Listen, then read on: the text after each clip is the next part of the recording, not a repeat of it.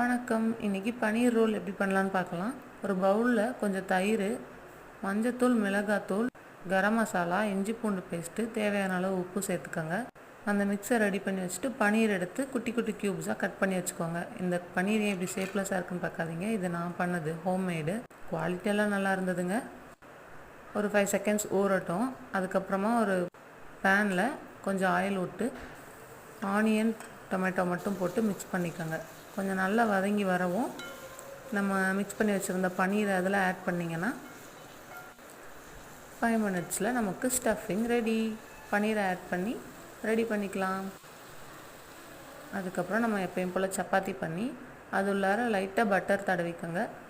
அப்புறமா அந்த ஸ்டஃபிங் எடுத்து உள்ளே வச்சு ரோல் பண்ணி, அலுமினியம் ஃபாயில் இல்லைங்க, ரேப்பும் இல்லை, அதனால் நான் பட்டர் பேப்பரில் ரோல் பண்ணி பேக் பண்ணி கொடுத்து விட்டேன். அவ்வளோதான்.